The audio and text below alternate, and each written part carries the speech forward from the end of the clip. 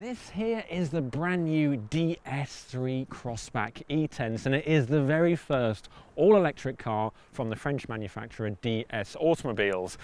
I know what you're thinking, you've seen it before, and of course you have, because it is very heavily based on the regular petrol and diesel DS3 Crossback models. The only real differences on the outside, the only giveaways are the pearl crystal paint, these satin chrome inlets here, and also at the back the bumper is slightly different because of course it doesn't have to have an exhaust pipe, and you've also got the E-Tense badges all over it as well. But other than that, you'd be hard pressed to tell that this is actually a brand new car.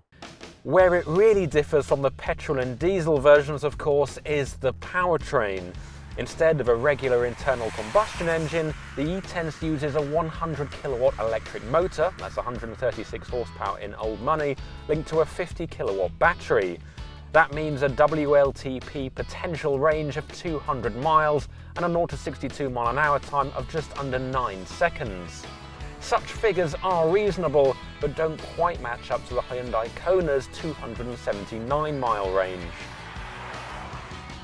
Like the exterior of this car, there's very little to tell the E-Tense version from the petrol and diesel models, but in the interior, that's quite crucial actually, because a lot of electric cars, they have a platform which means that the electric bits have been shoehorned in and you get compromised space and layout as a result. But because the E-Tense has been designed as a dedicated electric car, they haven't had to make any of those compromises. The batteries are located under the floor and they're spread out nice and evenly, so you've got exactly the same amount of space in the front and in the back, which is a very good point.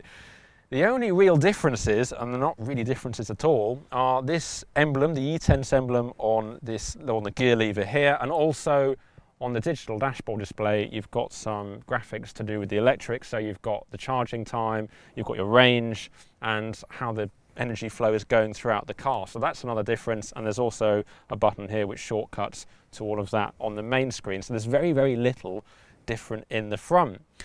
This main screen that I just mentioned, it's 12 inches across, so it's a good size, and it also controls all of the major functions on this car. There are shortcut buttons, but this is where the major functions are controlled, including, controversially, the air conditioning, which not everyone is too thrilled with.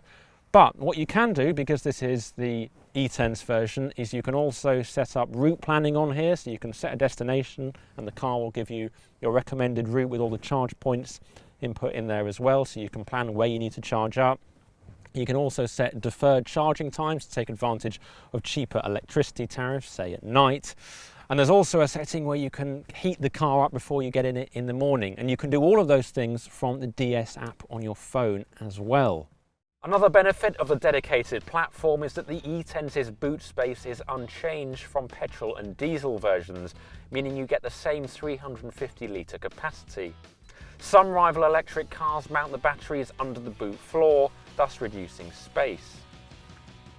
Now, the first time I drove a dedicated DS Automobiles model was about a couple of years ago now, and it was the DS7 Crossback. And one of the first things that I thought when I switched the engine on in this lovely, unique looking interior was the engine was just a regular PSA diesel. And although there's nothing wrong with that, when you were sitting in this futuristic feeling cabin, it didn't quite really add up. But now we're in this all-electric DS3 Crossback E-Tense. It feels a lot more in keeping that electric powertrain with the interior, because we're sitting in here and it's different, it's unique, it's interesting, and the engine, or not the engine as it were, the powertrain is matching up with that. The way that you drive it is you don't really have any gears, there's just one forward speed, but you've got drive modes instead. So you've got Eco, you've got Normal, and you've got Sport. Now, Eco obviously is when you're trying to eke out the most range from the car. Normal is just for normal driving conditions, obviously, but Sport is where you get the maximum power, which you can also get by pushing the accelerator all the way down past the kickdown setting. And in all honesty, I think Normal and Sport are the best modes you want to be in, because when you have it in Eco, it does feel a bit sluggish, a little bit slow.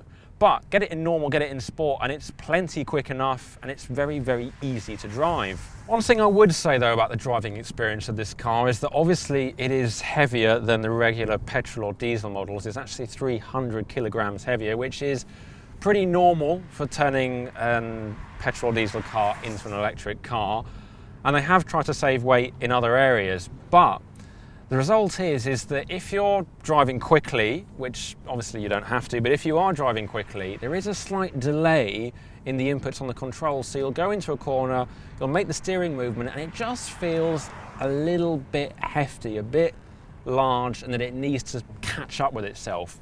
It's really not the end of the world, especially if you're just driving around town or on the motorway or driving around slowly. But if you wish to press on and really push this car along, then you will notice that, and that's probably how the handling differs most from a petrol or a diesel DS3 Crossback. Like all DS3 Crossbacks, the E-Tense is available with advanced safety tech such as active blind spot detection, extended traffic sign recognition, and level 2 autonomous driving tech, while autonomous emergency braking is standard across the range. When it comes to charging, the E-Tense should be able to top up to about 80% full in 30 minutes from a 100 kilowatt supply. A full charge, meanwhile, will take about 5 hours from an 11 kilowatt domestic supply. We've only had a brief drive in the DS3 Crossback E-Tense, but first impressions suggest it may well be more desirable than its petrol and diesel siblings. Outright range and practicality may lag behind rivals, but the E-Tense's unique styling, high levels of tech and comparatively low price tag, just over £32,000 after the UK government grant, give it genuine appeal for those looking for an everyday electric car.